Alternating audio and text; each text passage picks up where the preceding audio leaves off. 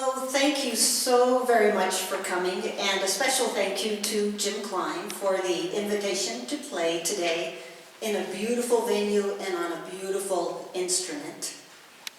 The title of today's program is What's in a Name? When you look at the program, you see words like ballade, or prelude, or etude, or suite. And I think for many of us, the anticipation of a particular piece might be enhanced if we only knew what some of these words meant.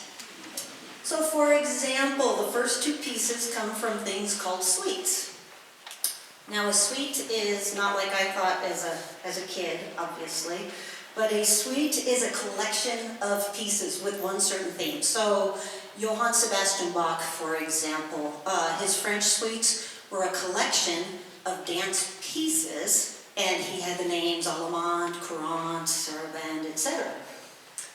So we have some obvious suite titles. The second piece on the program, the Grand Canyon Suite. Obviously, the collection of pieces is descriptive of the Grand Canyon, whether it's the sunrise or a cloudburst, or in this case, on the trail.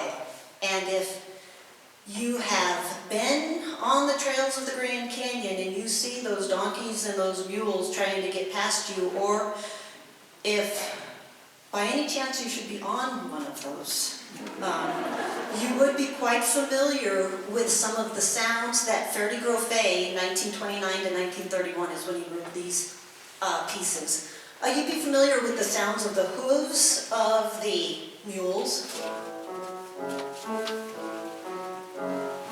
even the swaying back and forth of the saddlebags. In the piece, there's a little bit of a rain shower, there's little rocks tumbling down the very steep trail sides, and my all-time favorite part, the sounds of the braying, which this is good exercise for me to do with my opposite hand.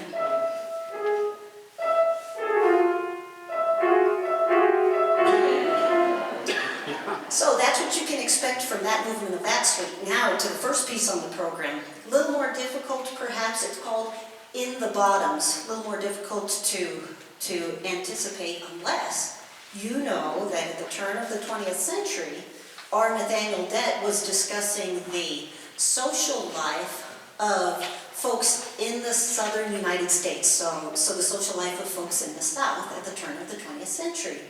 And in particular is the juba. Give me a minute to put this up here while I